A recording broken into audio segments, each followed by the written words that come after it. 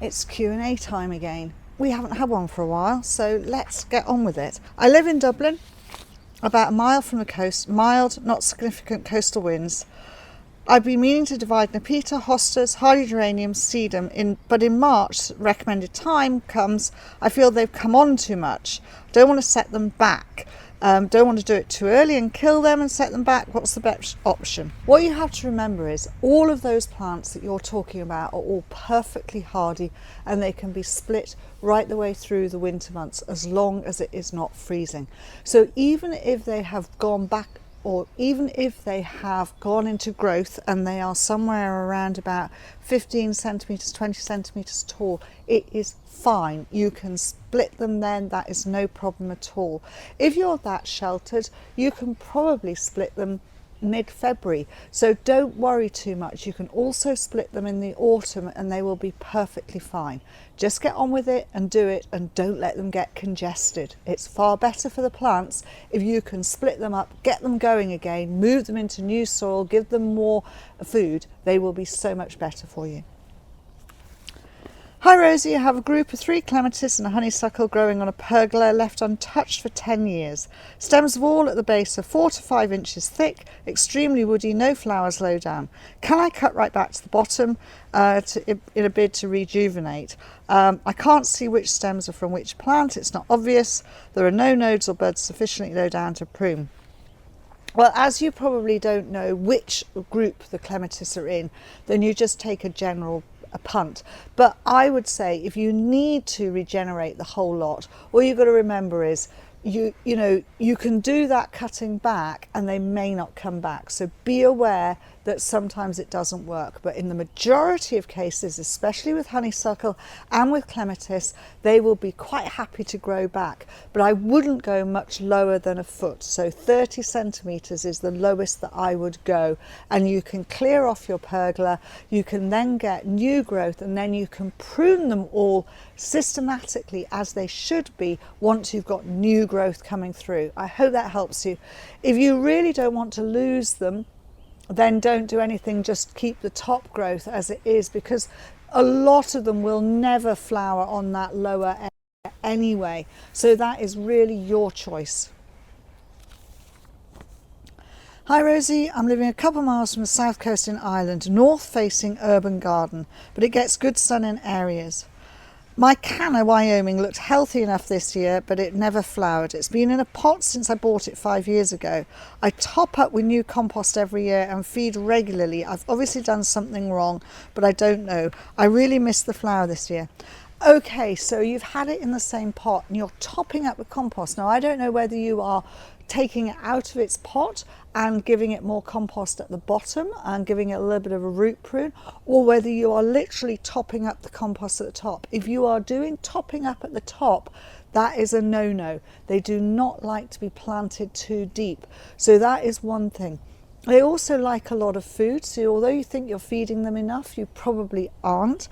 I would literally take it out of the container that it is, give it a bit of a knockback, take as much soil off as you possibly can, put it into a slightly larger pot, refill, and then do not plant it too low. They do prefer 6 hours of sun, so just be aware that they need a good amount of sun on them as well. And water them with potassium food, so give them a high potassium feed every time you water. They are quite a greedy little plant, well, big plant. Hi Rosie, I have Abena Bampton and Gora whirling butterflies growing next to each other, both about 3 years old, much too close together. Which one would recover best from being moved? South facing garden, soil, sandy soil in Cheshire. Okay, well, 3 years old, your Gora probably is only going to have another two years at best going on, so I wouldn't disturb that. But the Verbena Bampton is very definitely the one that I would choose to lift and move, because that will be so much easier, it will recover so much better, and then you can lift it and move it to a little bit further away or move it to another place completely, and it will be perfectly fine. It will be really happy with that sort of situation. Okay. Rosy, I have a 55-foot long border, which is 4 feet wide. It receives full sun for 5 to 6 hours. I cleared the border last summer, just planted bare-root roses in shades of pink all the way along. Can you recommend a selection of tall and short cottage-type plants as companions to the roses? So my instinct, first of all, was get some spikes in there. So Veronicastrum look really good with roses. Campanulas, so you can get tall campanulas, you can get short campanulas. They will look really good with your roses. And then you can't go wrong with hardy geraniums. Hi Rosie, I have a question about pruning shrubs and trees. I've read that unwanted branches or those growing in the wrong direction should be cut. At the same time, it said that pruning back hard stimulates new growth. This seems a little contradictory to me. Could you please clarify? Okay, yes. So the general term that is always used by horticulturists or people who do pruning is growth follows the knife. I.e., if you cut something back hard, the plant will try and regrow. That is just a stimulus that it has from nature, from the fact that if it gets damaged, either from natural causes or from animals, it will try and regrow. So you want to not be cutting back too much. So the basic rules are you take out 30%. That leaves 60% there, which means that it doesn't want to regrow all the time. So you're not cutting everything back. So that's one thing to be there. So you want to be cutting out diseased, dead, and anything that is crossing over. So that gets those bits out of the way. None of that is going to cause any regrowth because it's already damaged. So that it is gone. So you won't cause any problem with that. And then after that, take out anything that is spindly because they're not doing really well. And you know, all of that will not stimulate too much. So you're literally just taking out, as I say, dead, damaged, crossed over, spindly growth. And then once you've done that, you can then take another little bit out. So you can cut some branches back by a third, or you can take up to 30% of other growth out to make your shrub or tree look tidy. I hope that helps you. I have a question. I've never grown grasses, is a bit unsure of how big they get, and I have a smallish garden. Could you go through some and say which tend to seed everywhere and which get a bit thuggish? Planning to fit some in between the perennials. This would help really well. So this is a big subject, so I'm just going to give you a couple of suggestions for both of what you've got because I could give you tons. But Stipa tenuissima and Anamanthele are both self-seeders, so they will seed around all over the place, so be aware of that.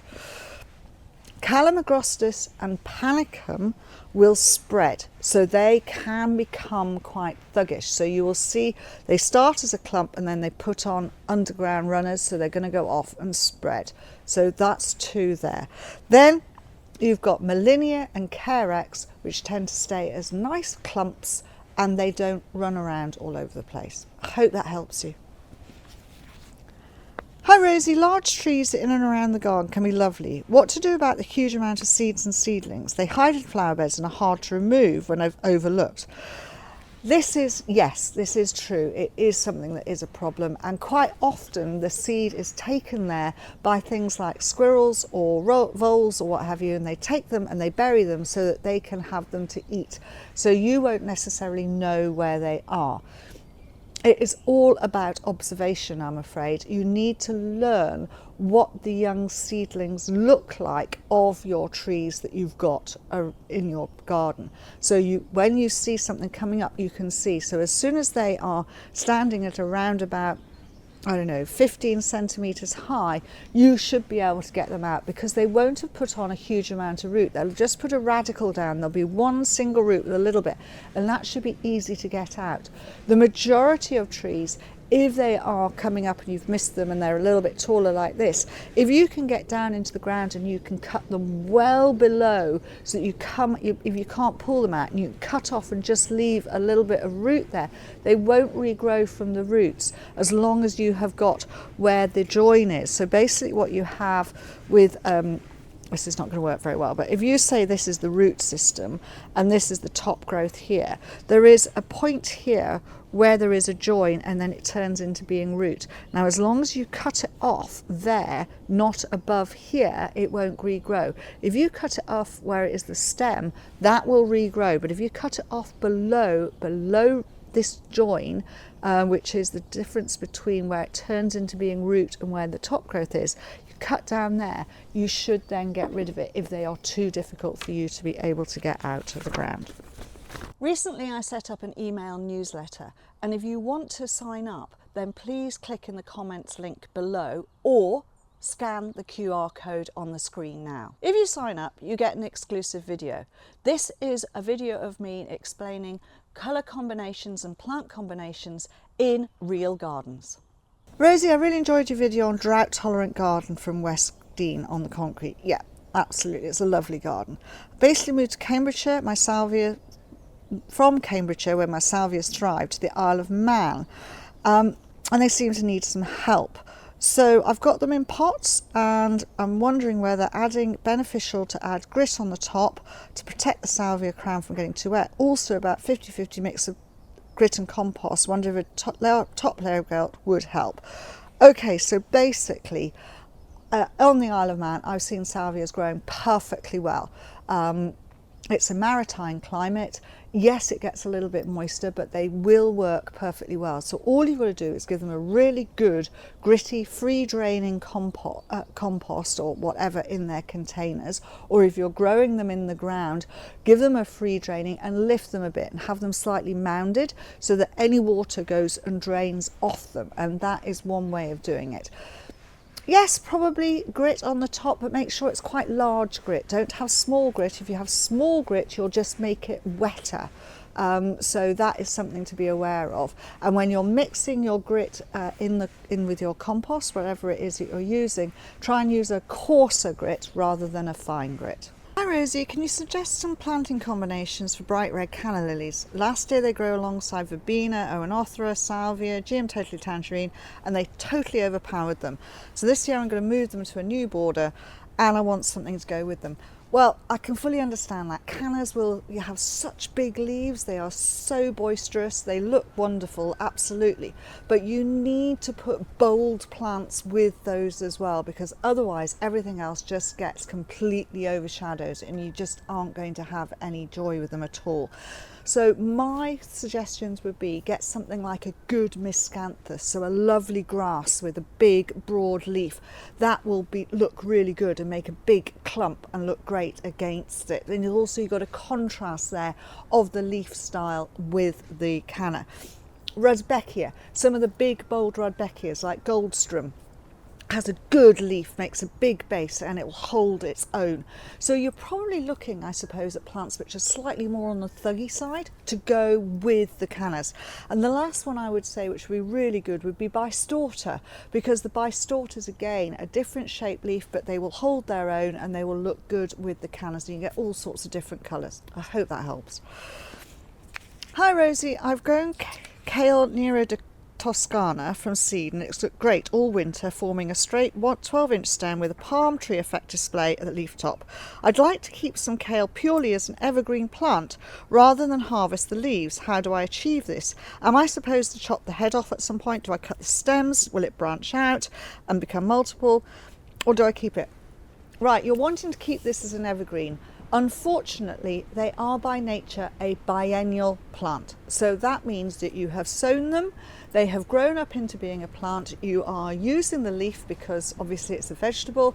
Yes, they can look ornamental, but once they get to a certain point, they will go up to flower, they will flower and then set seed and die, and then you won't have a plant again. So the only way that you can do it is you keep on reseeding and having new young plants. That's the only thing you can do. If you take the top out, yes, it will branch, but it will go straight to flower again. So really there isn't an easy solution to this other than just keep on putting in and sowing and getting new stuff if you want to have it, but it will only, one plant will only last for that 2-year period. So it'll be leafy for a year and a bit, and then it goes to flower and then it dies.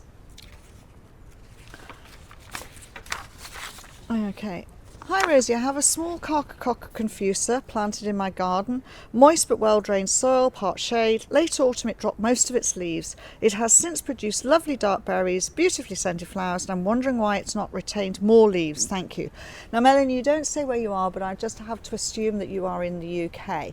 And during the summer we were really hot and very, very dry, and it put a lot of plants under stress. And when Sarcococca lose their leaves, it is two main reasons. One, they're too wet. One, they're too dry, and basically they're under stress. Now the Sarcococca confusa does like a slightly moister soil, so it's absolutely fine. But I think what you need to do in future, because it's obviously flowering and you're going to get new foliage on it, what you need to remember is if we get another hot spell through the summer months, which we're very likely to have, you need to remember to water that plant. Otherwise it's going to go into stress, and its immediate reaction is lose its leaves, and it won't enjoy it. Also, because it's been under stress over last season, I would make sure that you give it some food. So give it some sulfate of potash or a general feed just after it finishes flowering, and that will encourage it to grow on and be good. I hope that helps you. Hi Rosie, I bought some Indigofera Canna Lilies seeds. The websites say to put them in boiled water before sowing. Why is this necessary, and could you tell me how long to keep them in hot water? I'd appreciate any tips on growing this. Now there are different ways of doing this. Canna Lilies produces a very hard pea-like seed, and that hard coating needs to be slightly softened. And you can do this in two ways. One is putting it into warm water. I wouldn't say boiling water, that is not good. So warm water, soak overnight, and then sow it is absolutely fine, no problem whatsoever. Or you can get some coarse sandpaper and you put the seed inside the coarse sand, and you scrub it and you scratch this outside of the seed casing. That will mean that it will absorb water better. All of these tricks are just really so that you are getting the seed to absorb more water before you put it into the compost, and that's really all you need to do. So that is what you need to be looking at and doing. How do I get my honeysuckle to flower? I have a hedge which grows beautifully but has hardly any flowers. It's been growing for 40 years plus, and I've lived here but never flowered very much. I long for the heady perfume to fill my garden. Any suggestions? Well, you say it is a hedge, but you don't tell me what time of year you are actually cutting this honeysuckle. And I have a feeling that when you're going and trimming it, you're actually cutting off what is the flowering wood. So somebody actually very thankfully gave us a very good description of what you should be doing. So there are early flowering honeysuckles and there are late flowering honeysuckles. Now and that means they either flower on old wood or they flower on new wood. So if they are the early flowering form, they flower on wood that was grown last year, and if you've gone and cut that off in the autumn, you're not going to get any spring flowering. If, however, it is a later flowering one, then it's going to be flowering on this season's growth, and that's the new stuff. And maybe you are cutting that off to keep the hedge tidy instead of winding it into the hedge, and then it will flower. And then you cut the hedge after it finishes flowering. I hope that makes sense to you, but it does look as though probably if you've gone and cut it last autumn, and it's a nice neat tidy hedge and it's an early flowering honeysuckle, then you won't get it. So you're going to have to change your times of when you actually cut the hedge. Hope that makes sense to you. Thank you very much for watching, and please do subscribe to the channel. If you want to watch another video of mine, YouTube thinks this one is perfect for you.